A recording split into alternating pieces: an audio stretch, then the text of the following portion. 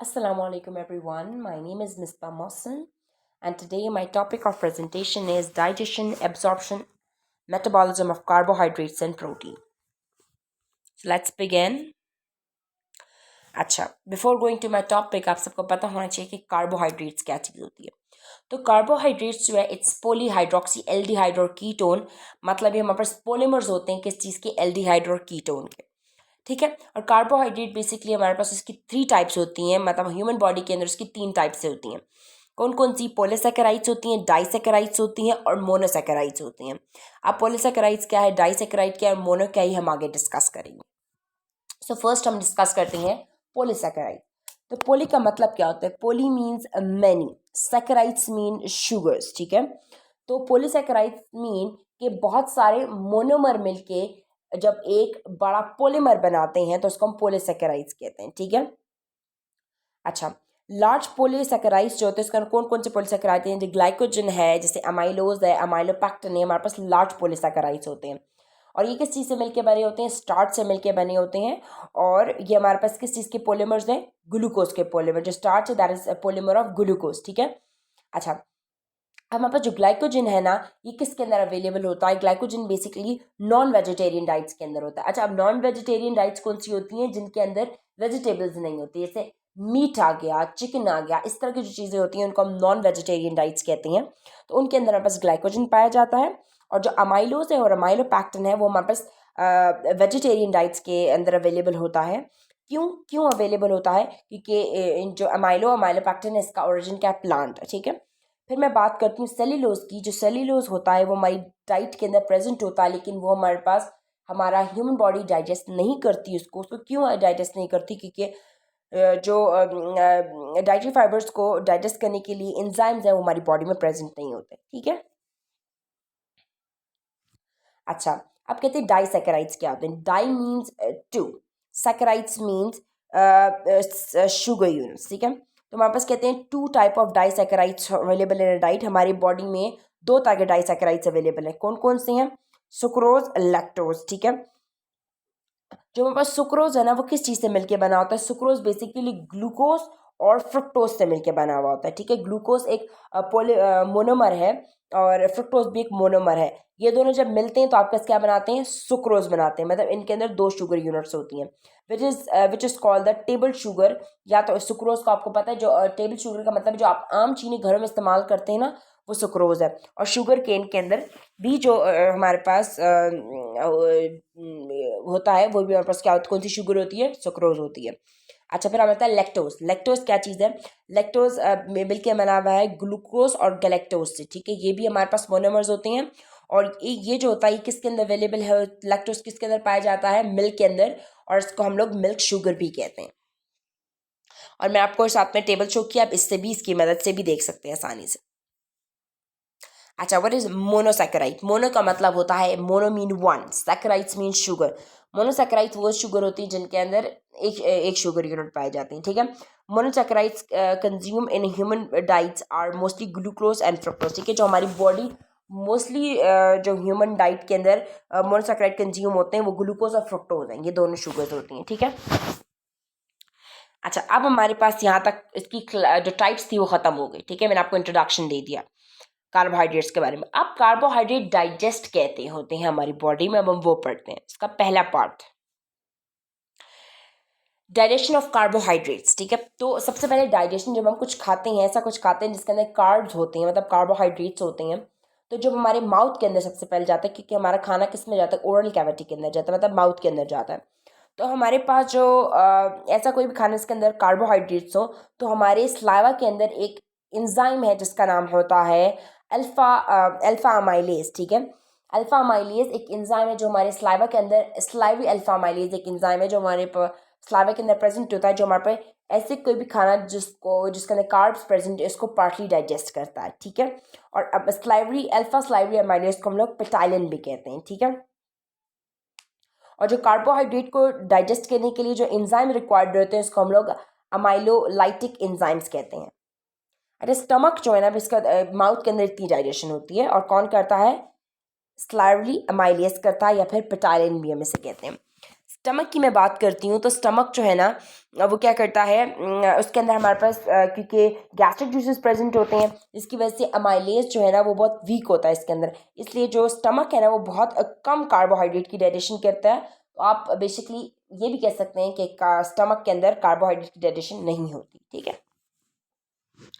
फिर मैं इंटेस्टाइन की बात करती हूँ, विच इंटेस्टाइन, स्मॉल इंटेस्टाइन। ठीक है, स्मॉल इंटेस्टाइन के अंदर हमारे पास अमाइलोलाइटिक एंजाइम्स होते हैं, मतलब हमारे पास कार्बोहाइड्रेट डाइजेशन इधर ही होती है कार्बोहाइड्रेट की। तो हमारे पास क्या होता है, लेकिन दो जगह से अमाइलोलाइटिक एंजाइम्स सिक्रीट होते हैं, एक आता है पेनक्रियाटिक जूसेस से और दूसरा सकस इंटारिकस से। ठीक है, अमाइलोलाइटिक एंजाइम इन पेनक्रियाटिक जूसेस, तो पेनक्रियाटिक जूसेस कंटेन करता है पेनक्रियाटिक अमाइलेज। ठीक है, जो पेनक्रियाटिक जूस होता है वो क्या कंटेन करता है, पेनक्रियाटिक अमाइलेज कंटेन करता है, जो हमारे पास क्या करता है, कार्बोहाइड्रेट को डाइजेस्ट करता है। और अमाइलेटिक एंजाइम इज सकस इंटारिकस जो है वो क्या करता है, जो सेकंड इंटारिकस है ना उसके अंदर हमारे पास माल्टेज, सुक्रेज, डेक्स्ट्रिन और ये एंजाइम्स आते हैं, हमारे पास क्या करता है, हमारे कार्बोहाइड्रेट को डाइजेस्ट करता है। ठीक है, I hope you understand till now. Final product of carbs. ठीक है, कार्बोहाइड्रेट का फाइनल प्रोडक्ट क्या है। अच्छा, क्या होता है ना कि फाइनल प्रोडक्ट कार्बोहाइड्रेट, जो कार्बोहाइड्रेट है उसकी सबसे सिंपल यूनिट क्या होती है, दैट्स मोनोसैकेराइड। तो जब कार्बोहाइड्रेट टूटेगा, अगर वो पॉलीसैकेराइड है तो टूट के डाई बनाएगा, डाई टूट के मोनोमर बनाएगा। ठीक है, तो वो मोनोसैकेराइड से ही मिलके सारी कार्बोहाइड्रेट्स की बड़ी बड़ी शुगर यूनिट्स बनती है। तो इसका फाइनल प्रोडक्ट क्या होगा, मोनोसैकेराइड्स, मतलब ग्लूकोज, फ्रुक्टोज या गैलेक्टोज होगा। जो ग्लूकोज होता है ना वो रिप्रेजेंट करता है 80% of final product of carbohydrate, मतलब जितना भी हमारे पास कार्बोहाइड्रेट टूटता है वो 80% ग्लूकोज बनाता है। उसका जो 20% होता है वो हमारे पास गैलेक्टोज और फ्रुक्टोज बनाता है। ठीक है, ये फिर मैंने आपको एक फ्लो चार्ट शो किया हुआ है कि स्टार्च ग्लाइकोजन है, इसको स्लाइवरी माइलेज माउथ के अंदर डाइजेस्ट करता है, फूड को पार्टली डाइजेशन होती है। फिर हमारे पास डाइसैकेराइड्स में चेंज हो जाते हैं, माल्टोज, सुक्रोज और लैक्टोज में। ये माल्टोज जो है एंजाइम इन पे एक्ट करते हैं, सुक्रेज, लैक्टेज और माल्टेज, और इनको चेंज करते हैं मोनोसैकेराइड्स के अंदर। माल्टेज जो इसको 2 ग्लूकोज यूनिट में चेंज करता है, सुक्रेज जो है सुक्रोज को 2 ग्लूकोज मोनोसैकेराइड्स में चेंज करता है, ग्लूकोज और फ्रुक्टोज में। और जो लैक्टोज है, जो लैक्टेज है वो लैक्टोज को ग्लूकोज और गैलेक्टोज में चेंज करता है। ठीक है, तो ये हमारे पास उसका फाइनल प्रोडक्ट्स आते हैं। अच्छा, अब मैंने आपका इसका पहला पार्ट खत्म हो गया, डाइजेशन इज फिनिश। अब कहते हैं ये जो कार्बोहाइड्रेट है एब्जॉर्ब कहाँ कहाँ हो रहा है बॉडी में। तो carbohydrate absorb from small intestine mainly as the monosaccharide as glucose, galactose and fructose. ठीक है, जो कार्बोहाइड्रेट्स है बेसिकली हमारे पास उसका फाइनल प्रोडक्ट क्या था, उनके मोनोसैकेराइड यही ग्लूकोज, गैलेक्टोज और फ्रुक्टोज। तो हमारे पास जो कार्बोहाइड्रेट है उसकी मेनली एब्जॉर्प्शन किधर होती है, इंटेस्टाइन्स में होती है। अच्छा, एब्जॉर्प्शन ऑफ कार्बोहाइड्रेट। ठीक है, अब कार्बोहाइड्रेट की एब्जॉर्प्शन कैसे होती है, सबसे पहले हमारे पास आता है ग्लूकोज की। जो ग्लूकोज की एब्जॉर्प्शन है वो स्टार्ट इस तरह होती है कि ग्लूकोज को ट्रांसपोर्ट किया जाता है लूमन ऑफ स्मॉल इंटेस्टाइन से इनटू द एपिथेलियल सेल्स तक, और एपिथेलियल सेल के mucous membrane of small intestine के अंदर। ठीक है, बाय द मीन ऑफ किस चैनल के थ्रू, सोडियम को ट्रांसपोर्टर की। तो क्या होता है कि ग्लूकोज को हम ट्रांसपोर्ट करते हैं लूमन ऑफ स्मॉल इंटेस्टाइन से एपिथेलियल सेल के, किस चीज़ के, एपिथेलियल सेल के म्यूकस मेम्ब्रेन के अंदर जो एपिथेलियल सेल प्रेजेंट है स्मॉल इंटेस्टाइन के, उनके अंदर हम ट्रांसपोर्ट करते हैं, लेकिन किस किस चीज़ से, सोडियम को ट्रांसपोर्टर से। ठीक है, और सबको इस प्रोसेस को पूरे को एनर्जी चाहिए। ठीक है, अच्छा, अब कहते हैं जब एपिथेलियल सेल्स में आ गया हमारे पास ग्लूकोज, तो उसके बाद क्या होता है, ये ग्लूकोज जो है ये दोबारा एब्जॉर्ब होता है पोर्टल वेन्स के अंदर। पोर्टल वेन के एब्जॉर्ब होता है, मतलब फैसिलिटेटेड डिफ्यूजन होती है, और ये पोर्टल वेन के अंदर एब्जॉर्ब हो जाता है ग्लूकोज। ठीक है, उसके बाद क्या होता है, ये सोडियम आयन मूव करते हैं लेटरी इनटू द इंटरसेलुलर स्पेसेस, ये सोडियम आयन इंटरसेलुलर स्पेसेस में मूव करते हैं और यहाँ से ट्रांसपोर्ट करते हैं, यहाँ से जो हमारे पास ग्लूकोज उसको ट्रांसपोर्ट करते हैं ब्लड के अंदर बाय देन एक्टिव ट्रांसपोर्ट के थ्रू, और एनर्जी को यूटिलाइज करते हैं। कैसे यूटिलाइज करते हैं, by break down of ATP को ब्रेक करते हैं, मतलब एडिनोसिन ट्राइफॉस्फेट को ब्रेक डाउन करते हैं, और हमारे पास क्या करते हैं, ग्लूकोज को ब्लड के अंदर भेज देते हैं। यही सिंपल सा प्रोसेस था। ठीक है, अच्छा, उसके बाद हमारे पास क्या होता है ना कि एब्जॉर्प्शन ऑफ गैलेक्टोज, गैलेक्टोज कैसे एब्जॉर्ब होता है। गैलेक्टोज हमारे पास एब्जॉर्ब होता है from a small intestine in the same mechanism as that of the glucose. जो गैलेक्टोज उसका एब्जॉर्ब होने का बिल्कुल सेम तरीका है जैसे हमारे पास गैलेक्टोज का है, ठीक है। फिर हम कहते हैं फ्रुक्टोज कैसे एब्जॉर्ब होता है, तो फ्रुक्टोज का तरीका गैलेक्टोज जैसा, एक ग्लूकोज जैसा नहीं है, वो सिंपल फैसिलिटेड डिफ्यूजन करता है। लेकिन कुछ मॉलिक्यूल होते हैं फ्रुक्टोज के जो कन्वर्ट हो जाते हैं ग्लूकोज में, और जब वो ग्लूकोज में कन्वर्ट हो जाते हैं तो वो सेम मैकेनिज्म फॉलो करते हैं जो बाकी सारे ग्लूकोज फॉलो करते हैं, जो मैंने आपको अभी पीछे एक्सप्लेन किया है, ठीक है। आप ये फ्लो चार्ट भी देख लें साथ में। अच्छा, फिर कहते हैं मेटाबॉलिज्म ऑफ कार्बोहाइड्रेट्स, ठीक है। अब मैंने आपको पहले बताया डाइजेशन उसकी, फिर उसकी एब्जॉर्प्शन, अब उसकी मेटाबॉलिज्म कैसे होती है, ठीक है। मेटाबॉलिज्म बेसिकली होता क्या है। Metabolism is a process in which the food substances undergo the chemical and energy transformation, ठीक है। आपको पता होना चाहिए कि मेटाबॉलिज्म क्या चीज़ होती है। मेटाबॉलिज्म एक ऐसा प्रोसेस होता है जिसके अंदर फूड जो है ना, हमारा खाना, वो हमारे पास किस में कन्वर्ट होता है, एनर्जी, एनर्जी की ट्रांसफॉर्मेशन होती है। ये मतलब केमिकली वो चेंज होता है, ठीक है। एनर्जी एक फॉर्म से दूसरी फॉर्म में जाती है बेसिकली, ठीक है। जब उसकी डाइजेशन होगी, उसकी एब्जॉर्प्शन होगी, तो अब वो क्या करेगा, वो फूड कहीं ना कहीं तो यूटिलाइज होगा ना बॉडी में, तो उसी यूटिलाइजेशन को हमने पढ़ना है। तो यूटिलाइजेशन करना कहाँ होती है, mainly occur by the oxidative process. क्या होता है, हमारे पास दो तरह के प्रोसेस होते हैं, एक होता है एनाबॉलिज्म और एक होता है catabolism. What does it mean, what is ana and catabolism.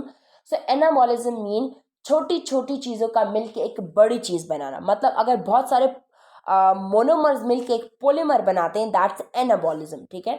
और कैटाबॉलिज्म का मतलब है एक बहुत बड़ी चीज का ब्रेक डाउन हो के एक छोटी चीज बनाना।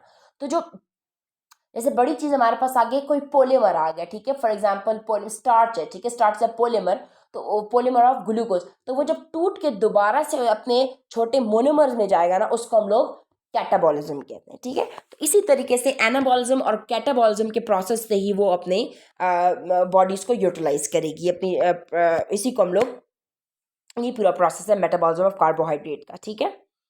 अच्छा, आप कहते हैं हाउ कार्बोहाइड्रेट आर डाइजेस्टेड, तो ये पूरा प्रोसेस मैंने आपको पिछला बताया है, ये सारा इसी फ्लो चार्ट में दोबारा एक्सप्लेन किया गया है। तो आप चाहें तो इसको यहाँ से दोबारा पढ़ सकते हैं। तो एक बात ये होती है, जब आप डायग्राम्स देखते हो और फ्लो चार्ट देखते हो तो आपको बातें नहीं भूलती, जिसकी वजह से आपको ज़्यादा चीज़ें अच्छी याद रहती हैं। तो डायग्राम और फ्लो चार्ट पे बहुत फोकस किया करें, ठीक है। अच्छा, next is dietary fibres. Dietary fibres क्या होते हैं। डाइटरी फाइबर एक ऐसी चीज़ है, ग्रुप ऑफ फूड पार्टिकल्स है जो हमारे पास क्या करते हैं, passes through stomach and small intestine without being digested, ठीक है। ये एक ऐसे पार्टिकल्स होते हैं जो हमारे पास स्मॉल इंटेस्टाइन और स्टमक से पास करते हैं, लेकिन ये हमारी बॉडी के अंदर डाइजेस्ट नहीं होते। अच्छा, अब ये हमारे पास लार्ज इंटेस्टाइन में रीच करते हैं विदाउट चेंजेस, इसके अंदर कोई चेंज नहीं आता और इंटेस्टाइन के अंदर पहुंच जाते हैं। अच्छा, इनका क्यों ऐसा होता है, क्योंकि इनको डाइजेस्ट करने के लिए जो एंजाइम्स हमारी बॉडी के अंदर होने चाहिए वो प्रेजेंट नहीं होते, जिसकी वजह से डाइटरी फाइबर जो है वो डाइजेस्ट नहीं करती हमारी बॉडी। अच्छा, फिर ये डाइटरी फाइबर मैंने आपको वैसी पिक्चर शो की हुई है। अच्छा, कंपोनेंट ऑफ डाइटरी फाइबर्स। अब डाइटरी फाइबर्स के कंपोनेंट क्या है। Major component of dietary fiber हमारे पास सेल्यूलोज है, हेमीसेल्यूलोज है, बीटा ग्लूकन्स है, पैक्टिन है, लाइकन है, गम्स है, ठीक है। मतलब इन सब के अंदर हमारे पास डाइटरी फाइबर प्रेजेंट होते हैं। जो सेल्यूलोज है, हेमीसेल्यूलोज होता है और पैक्टिन होता है ना, वो पार्शली डिग्रेडेबल है, मतलब वो पार्शली डिग्रेड हो जाता है, मतलब पार्शली डाइजेस्ट हो जाता है। लेकिन हमारे पास जो दूसरे कंपाउंड बच गए, जैसे ग्लूकन आ गया, गम्स हो गई, लिग्निन हो गया, ये हमारे पास क्या होते हैं, बिल्कुल भी हमारी बॉडी डाइजेस्ट नहीं करता, ठीक है। और डाइटरी फाइबर्स जो होते हैं ना, वो हमारे पास कंटेन करते हैं कुछ इंपॉर्टेंट मिनरल, एंटीऑक्सीडेंट्स और दूसरे केमिकल जो हमारी बॉडी के लिए और हमारी हेल्थ के लिए बहुत ज़्यादा इंपॉर्टेंट होते हैं, ठीक है। At source of dietary fiber हमारी बॉडी को कहाँ कहाँ चाहिए, तो source of dietary fibers are the fruits, vegetable, cereal, bread and wheat and grains, ठीक है। ये सारे सोर्सेज हैं, मतलब फ्रूट्स के अंदर से अच्छा, आप कहोगे कौन सी कहाँ से डाइटरी फाइबर से मिल गया, तो फ्रूट्स अगर आपने देखा होगा, यू हैव सीन ऑरेंज, तो ऑरेंज के ऊपर आपने जो इसका वाइट वाइट सा वो देखा हुआ है, एक लेयर सी होती है, वो हमारे पास फाइबर है, ठीक है। Health benefit for dietary fibers. अब डाइटरी फाइबर्स हमारी बॉडी के लिए कैसे इंपॉर्टेंट है, तो इसकी इंपॉर्टेंस कुछ ऐसे है ना, कि मैंने आपको कहा कि उसका पहली इंपॉर्टेंस कुछ ऐसे आती है कि डाइटरी फाइबर मैंने कहा हमारी बॉडी डाइजेस्ट नहीं करती। जब वो डाइजेस्ट नहीं करती तो आपके ऑफकोर्स स्टमक कब खाली होता है? जब आप डाइजेशन और एब्जॉर्प्शन होती है, ठीक है। जब हमारे पास डाइटरी फाइबर डाइजेस्ट नहीं होगा तो आपके स्टमक के अंदर स्पेस ही स्पेस है।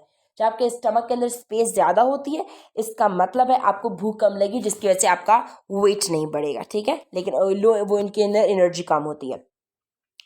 ये हमारे पास कुछ ऐसे एंटीऑक्सीडेंट कंटेन करता है और यूजफुल सब्सटेंसेस करता है जो हमारी बॉडी के लिए बहुत ज़्यादा इंपॉर्टेंट है।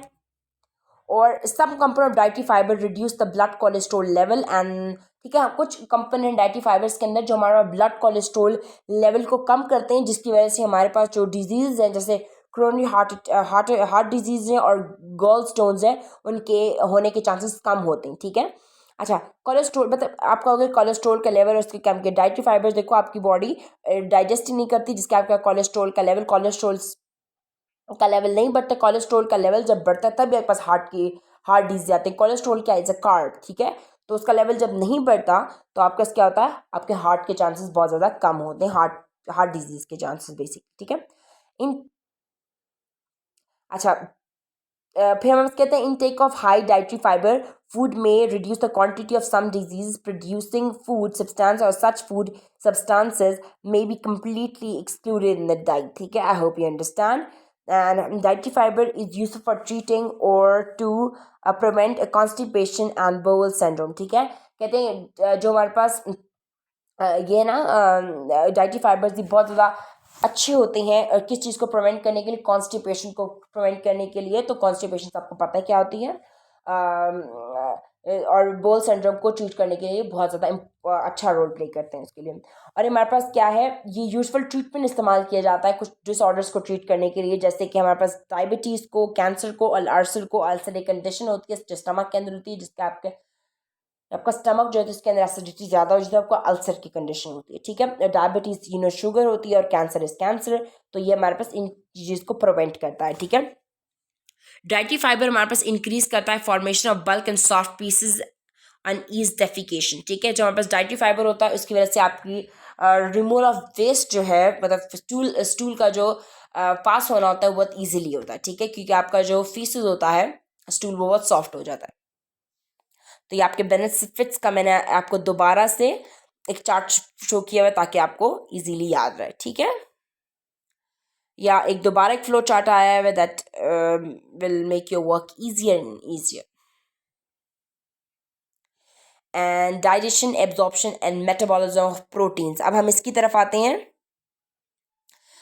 प्रोटीन इन अ डाइट, ठीक है। एक हमारी डाइट के अंदर प्रोटीन क्या है, तो food stuff containing high protein content और meat, fish, egg and milk, ठीक है। जो हमारे पास ऐसे कौन कौन से खाने जिसके अंदर प्रोटीन बहुत पाया जाता है, जैसे हमारे पास मीट हो गया, फिश हो गया, एग्स होगी, मिल्क हो गया, इनके अंदर हाई क्वांटिटी ऑफ प्रोटीन पाया जाता है, ठीक है। प्रोटीन जो है हमारे वीट के अंदर भी अवेलेबल होता है, सोयाबीन के अंदर होता है, ओट्स के अंदर होता है, वेरियस टाइप ऑफ पल्सेस मतलब बहुत सारी दालों के अंदर पाया जाता है। और कॉमन फूड स्टफ जिनके अंदर वीट पाया जाता है वो हमारे पास वीट है, मिल्क है, एग है और मीट है। इन सब के अंदर हमारे पास कोई ना कोई डिफरेंट प्रोटीन पाई जाती है। इसके मुझे पता है कि एग के अंदर एल्बुमिन होता है। इस तरीके से डिफरेंट तरह की प्रोटीन्स होती हैं। दूध के अंदर कोई अलग प्रोटीन होता है, वीट के अंदर अलग है, मीट के अंदर अलग है। तो हर तरह के अंदर डिफरेंट डिफरेंट प्रोटीन्स पाए जाते हैं, ठीक है। फिर हमारे पास आता है डाइजेशन ऑफ प्रोटीन, ठीक है। हमारा प्रोटीन कैसे डाइजेस्ट होता है, ठीक है। तो एंजाइम जो रिस्पॉन्सिबल है for the digestion of protein are called the proteolytic enzyme. वो एंजाइम जो हमारे प्रोटीन को डाइजेस्ट करता है वो हमारे पास प्रोटियोलाइटिक एंजाइम होता है, ठीक है। फिर हम बस कहते हैं इसकी डाइजेशन, हर चीज़ की डाइजेशन, क्योंकि हमारे पास खाना के अंदर जाता है, हमारे प्रोटीन किसके अंदर प्रेजेंट है, इन्हीं खानों के अंदर प्रेजेंट होता है ना, तो माउथ के अंदर जाता है। लेकिन माउथ के अंदर जो हमारे पास ऐसा कोई इंजाइम नहीं है जो प्रोटीन को डाइजेस्ट करता हो, इसलिए हमारे पास माउथ के अंदर कोई भी डाइजेशन नहीं होती प्रोटीन्स की। जो प्रोटीन्स की सही डाइजेशन है वो स्टार्ट ही स्टमक के अंदर होती है, ठीक है। इन स्टमक जो पेप्सिन है ना is the only proteolytic enzyme in a gastric juices. जो गैस्ट्रिक जूसेस में इस वाहिद प्रोटियोलाइटिक एंजाइम है, मतलब प्रोटीन को डाइजेस्ट करने के लिए एंजाइम है, वो पेप्सिन है, ठीक है। रिनिन भी एक एंजाइम है जो हमारे पास प्रोटीन को डाइजेस्ट करता है, बट ये हमारे पास ह्यूमन के गैस्ट्रिक जूसेस के अंदर प्रेजेंट नहीं होता।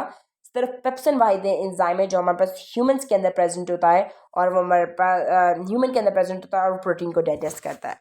हमारे बॉडी के अंदर रिनियन नहीं होता।